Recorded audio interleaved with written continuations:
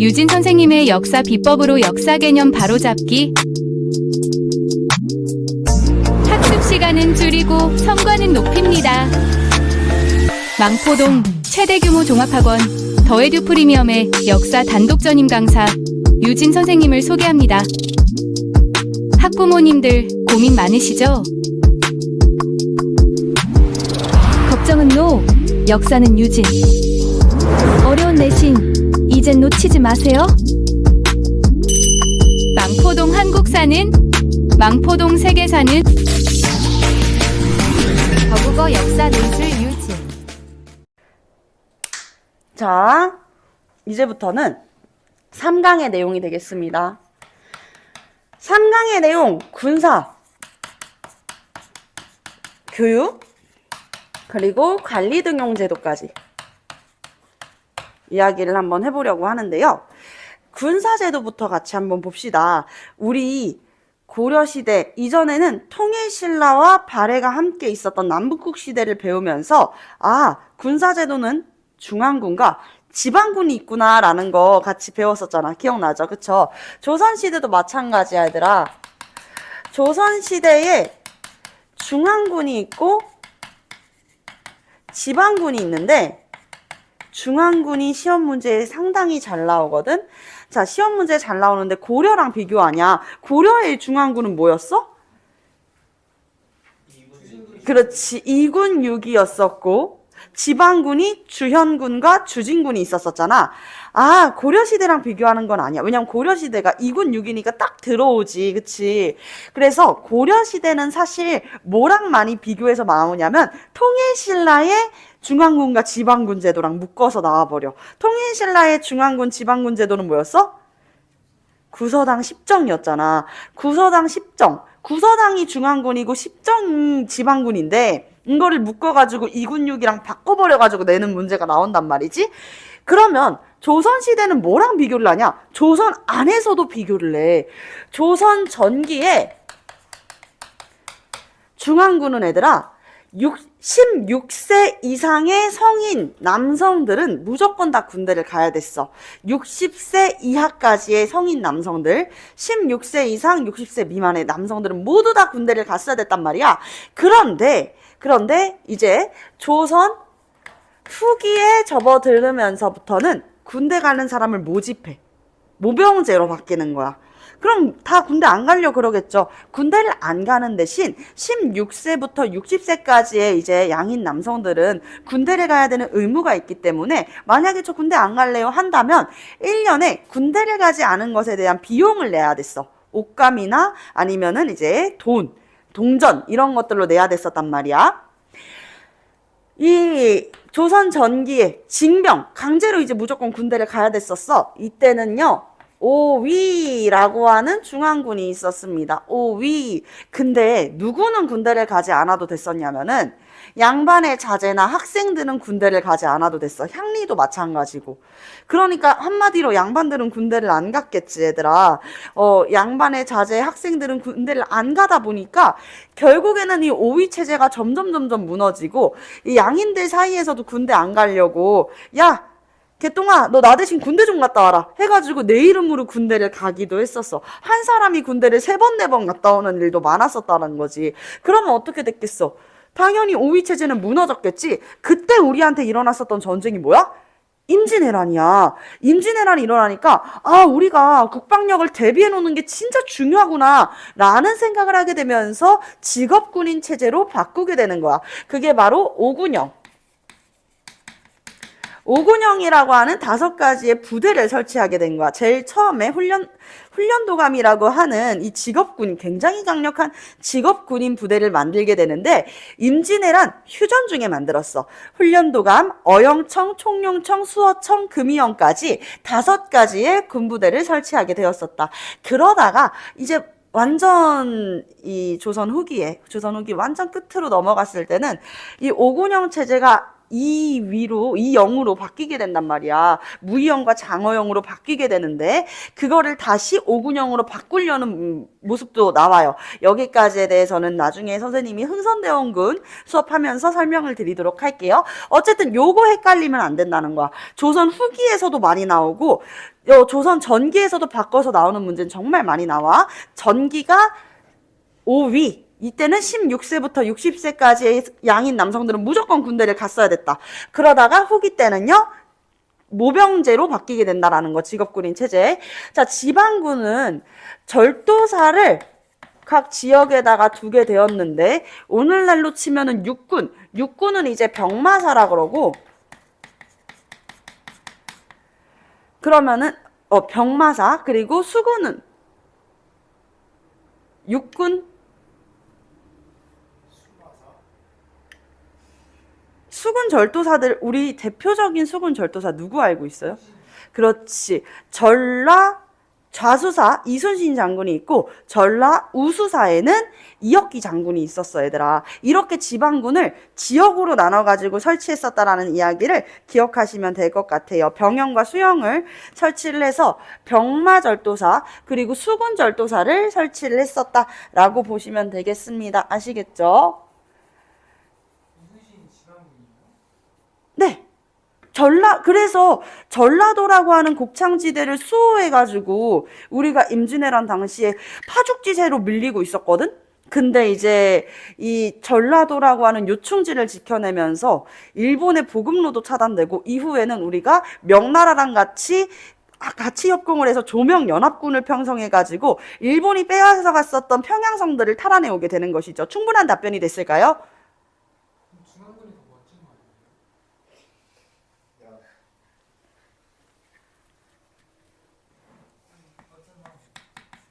그건 이제 개인적인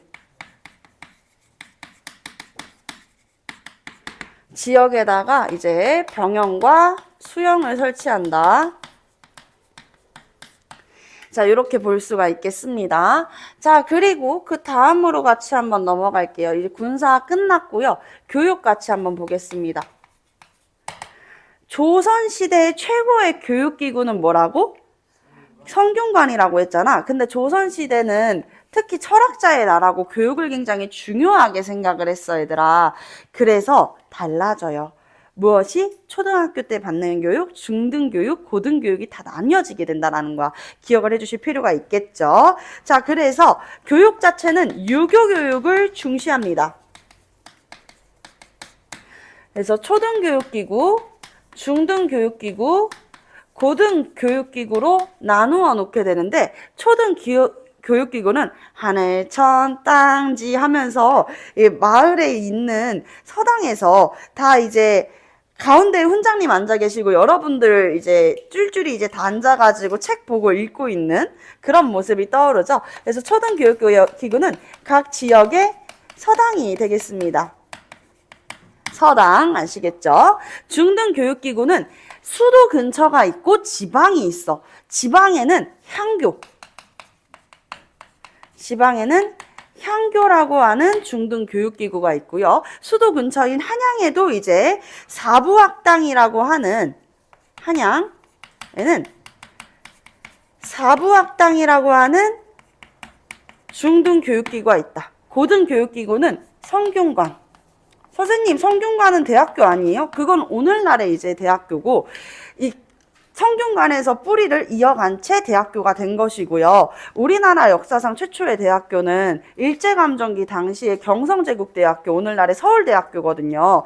그래서 이 고등교육기구는 성균관이었다. 이렇게 이제 이해를 해주시면 됩니다. 최고의 교육기구에서 대학이라는 개념이 없었다라고 생각을 하면 돼. 그럼 성균관 아무나 들어갈 수 있냐? 오늘날에는 우리가 고등학교까지 이제 교육이 의무교육이다 보니까 대부분 친구들이 어떻게 해요? 다니고 싶으면 다니잖아. 그치? 다니고 싶으면 다니는데 성균관은 달랐어. 성균관은 어떻게 해야 다닐 수가 있냐면 과거 시험에서 문과 시험, 속과에 합격한 사람들만 성균관에서 공부할 수 있는 자격이 주어졌었다라고 생각을 해주시면 되겠어요. 선생님, 그러면 이런 것만 배우면 뭐 기술이나 이런 것들은 교육 안 하나요? 기술은 각 지역마다 있는 관청에서 진행을 했어. 어디에서 진행했다고? 관청에서 진행했다고. 내가 이따가 다시 물어볼 거야, 얘들아. 자, 그리고 관리등용제도 한번 보겠습니다. 관리등용제도는 세 가지가 있었어. 고려시대 몇 개 있었어? 되게 있었잖아. 음서랑 과거제. 과거제 실시 누가 했죠? 광종, 그치? 광종이 했었는데, 조선시대 관리등용제도는 세 가지가 있어, 얘들아. 과거 시험을 보기도 했고요. 과거제를 정비했고, 그리고 또 뭐 했을까? 음서도 있었어. 그리고 일종의 추천제인 천거까지 해가지고 세 가지의 관리등용제도가 있었다라고 봐주시면 되겠습니다. 자, 과거제부터 이야기를 할게. 고려의 과거제와 조선의 과거제를 비교하는 문제가 정말 많이 나오니까 기억을 해 놓읍시다. 고려시대의 과거제라고 하면 어떤 것이 있었냐? 일단은 고려는 뭐가 팽배했어, 사회적으로? 숭, 문, 천무라고 하는 사회적 풍조가 팽배했었잖아요. 숭배해. 무엇은? 학문은. 천하다. 무예는. 그래서 무엇이 거의 실시되지 않아? 문과가 거의 실시되지 않았었어. 근데 고려시대는 그래서 문과와 기술직, 잡과, 승과를 진행을 했었다라고 볼 수가 있겠습니다. 문과에 합격하면은 이제 문신관료가 되는 거고, 법률이나 의술에 담당하는 기술직, 잡과, 승과는요, 국사나 왕사를 뽑죠. 승려들 중에서도 국가의 스승이나 아니면은 무슨 스승? 나라의 스승이 되거나 왕의 스승이 되거나 국사, 왕사를 뽑는 거야. 그래서 우리가 지난 시간에 영상 보고 오자 얘들아 이렇게 이야기했을 때 대각국사 의천과 보조국사 진울에 대해서 설명을 해줬을 거예요. 그 국사가 나라의 스승이 되는 승려들이다. 승과에 합격한 인물들이다 라고 생각을 할 수가 있는 거지. 근데 일단 조선은 얘들아 이 유교 성리학의 나라란 말이야. 그래서 불교를 많이 벗어나려고 했었어. 그래서 조선 왕조 500년의 역사 동안 우리 조선이 불교스러워진 게, 불교틱해진 게 딱 한 번밖에 없었어. 7대 왕이었었던 세조. 자신의 어린 조카를 축출해내고 왕위를 이제 가져갔었던 개유정란의 세조 때를 제외하고는 불교적인 느낌이 거의 안 나요. 많이 이제 벗어나려고 했습니다. 그래서 승과는 당연히 고려시대 때 진행이 됐던 거기 때문에 조선시대에는 승과가 없다라는 거. 승과가 없다라는 거. 그리고 고려시대는 반대로 무과가 거의 실시되지 않았다라는 거. 요 포인트 짚어주시면 되겠고요. 그리고 조선시대에 실시됐었던 과거제는 문과가 있고 무과가 있고 잡과가 있어. 문과, 무과, 잡과가 있는데 문과는요. 솥과 진사과에 합격을 해야지만 성균관에서 공부할 수 있는 자격이 주어졌다 그랬죠? 1차 시험, 2차 시험이 있다고 생각을 하면 돼, 얘들아. 속과에 합격했다? 그럼 그 다음엔 뭐에 합격해야 되겠어? 대과에 합격해야 되겠지? 그래서 두 차례 다 이제 시험에서 합격을 해야지 이제 우리가 문과로 장원급제 할 수 있는 것이에요. 아시겠죠? 자, 그리고 이 조선의 과거제는 3년마다 한 번씩 진행이 됐고, 또 3년이면 너무 길잖아. 그치? 그래서 임금이 가끔 가다가 특별시험을 주관하기도 했어요. 특별시험을 주관하기도 했다. 아시겠죠? 좋아요. 자, 그래서 3년마다 한 번씩 주관을 했고요. 문과는요, 아까 이야기한 것처럼 속과와 대과로 나눠져 있었다는 거. 주로 누가 응시했겠어? 양반의 자식들이 응시를 합니다. 그래서 속과에 합격하면은 주로 이제 속과에는 많이들 합격을 하거든. 근데 대과에서 합격을 하기가 굉장히 어려워. 생원 진사과에 합격을 하게 되면은 이게 이제 속과 합격인 거지. 여기에서 합격을 하면 성균관에서 공부를 할 수 있고요. 이후에는 이제 문과에 합격을 해야 됩니다. 이 문과가 대과가 되는 거야. 아시겠죠? 문과에 합격을 하면 문신관료로 임명을 받게 된다. 문관으로 임명을 받게 된다.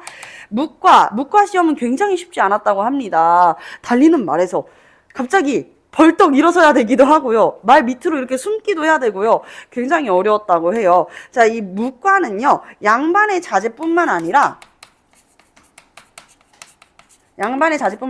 하급 관리였었던 향리 있죠. 향리들이 응시를 하기도 했고요. 그리고 상인들도 응시를 하기도 했습니다. 상인들도 중인들도 응시를 할 수가 있었었다라고 볼 수가 있겠습니다. 자, 그리고 주로 잡과 같은 경우에는 중인이 응시를 했고, 고려시대까지만 해도 잡과라고 해도 무시할 수가 없었거든. 기술직이잖아. 그치? 의술, 거기에다가 법률, 이런 거 관련한다 그러면은 여러분들 지금에는 막 사자 들어가는 직업들이잖아. 와, 기술직이다. 막 이렇게 느끼지만 조선시대에는 그래도 중인들이 많이 응시를 했었다라고 하고요. 그 인식이 고려시대보다 높지는 않았었다고 합니다. 자, 그러면서 잡과에 응시를 하고, 이제 의과도 있고 율과도 있고 여러 가지 법률에 관한 율과도 있고 여러 가지가 있었지만 그 중에서도 조선시대에는 음양과라고 해가지고 천문에 관련한 기술직도 있었다. 천체관측 천문에 관련한 기술직도 있었다. 요 키워드 같이 이해를 해주시면 되겠습니다. 주로 누가 응시했다? 중인이 응시했다. 기술관을 뽑는 것이었다. 기술교육 어디서 한다고? 그렇지. 관청에서 한다고 이야기를 했죠. 자, 여기까지 이제 설명을 드려보았습니다. 여기까지 하고 보너스로 하나만 더 이야기를 할게, 얘들아. 교통과 통신제도가 있는데 요거는 딱 3개만 기억하시면 돼요. 참 좋은 제도, 참 좋은 제도, 그리고 봉수제, 역참제. 좋은 제도는 이름의 뜻이 다 나와 있다. 우리 배 만드는 곳을 뭐라 그래? 에? 배를 만드는 곳. 그렇지. 조선소라 그러지. 그렇지. 조선소. 맞아. 배를 통해 가지고 운반한다라는 거야. 배를 통해서 운반한다. 여러분들 이 당시에는 뭐 쿠팡이 있는 것도 아니고 자동차가 있는 것도 아니고 비행기가 있는 것도 아니잖아. 그러면 운송수단 중에서 가장 많이, 지금도 똑같아 얘들아. 지금도 우리가 해외에서 물건을 시키면은 비행기 타고 오는 것보다 배 타고 오는 게 훨씬 더 많아. 응? 배는 정말 자동차 같은 것도 배 타고 오거든. 선생님이 한때 왕년에 자동차 독삼사 중 한 군데에서 비서직을 했었거든. 그때 몇 차례 항구를 갔다 왔었는데 진짜 큰 배 안에서 자동차들이 줄줄이 나와.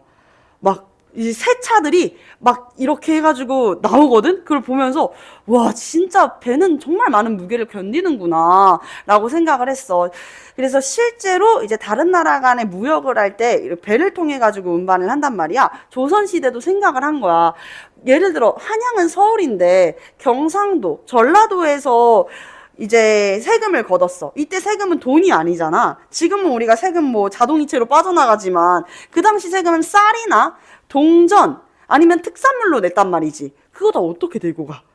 내가 마을에 관리면 나 들고 가다가 내 전라도에서 만약에 한양까지 가야 됐어? 나 전라북도쯤에서 나 그냥 그만둘 것 같아. 저 그냥 그만둘게요. 힘들어서 못하겠어요. 그러니까 이렇게 지방에 있는 곳에서 이 세금을 거둔 다음에 이것을 배를 타가지고 운송시킨다. 그래서 좋은 제도야. 배 조자에다가 운송할 때 좋은 제도. 그래서 그만둘 뻔한 관리가 오랫동안 일할 수 있게 해주는 참 좋은 제도.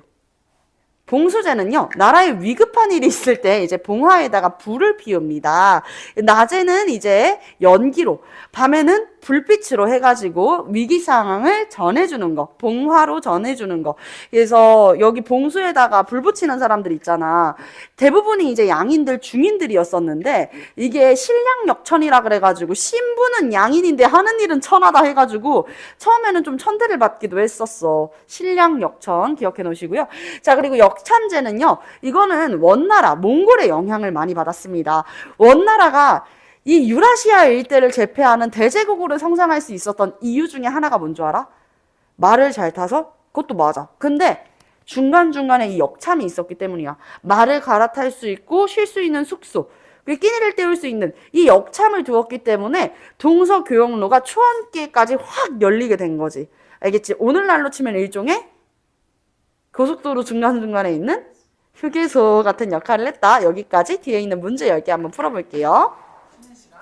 뒤에 있는 문제 10개 풀어볼게요.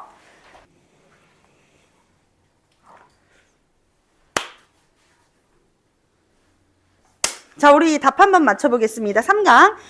1번. 조선 전기의 중앙군은 오군영으로 궁궐과 한양을 방어했다. X. 오군영이 아닌 오위라고 이야기를 했습니다. X가 되겠죠. 2번. 조선의 군역 대상은 16세 이상 60세 미만의 모든 양인 남성이었다. 오. 3번. 과거제는 양반 자제들로만 법적으로 응시할 수 있었다. X. 중인들도 볼 수 있었다 그랬잖아. 조선은 있잖아, 얘들아. 법제적으로 양천제인데, 법으로 정해놓은 양천제야. 양인과 천민이 있는 거지. 근데 천민은 사람으로 취급하지 않고 거의 사유재산처럼 취급이 됐어.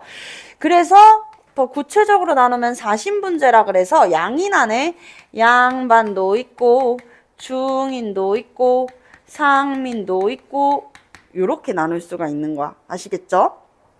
그래서 법적으로는 양인이라면 다 볼 수 있었어. 하지만 문과 같은 경우에는 주로 양반의 자제만 보았었다라는 것이죠. 과거는 1년마다 정기적으로 시행되었다. X 3년마다 정기적으로 시행되었다. 5번. 음서는 2품 이상의 고위 관료의 자제에게 적용되었다.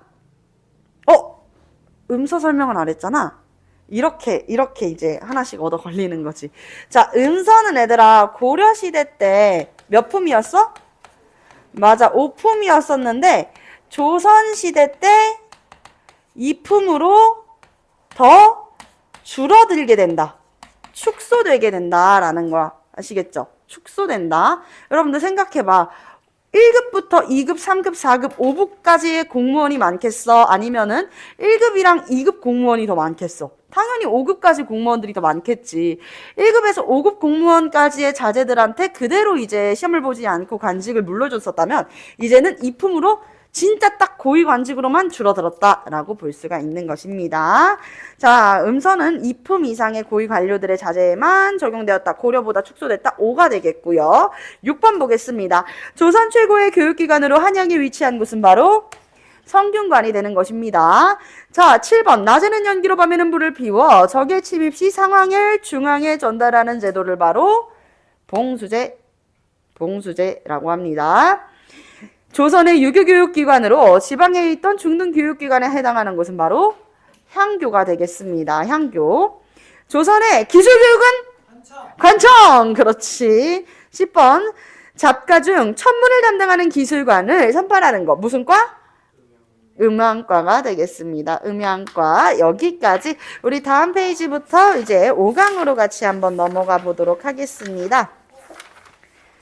쉬는 시간 드릴게요.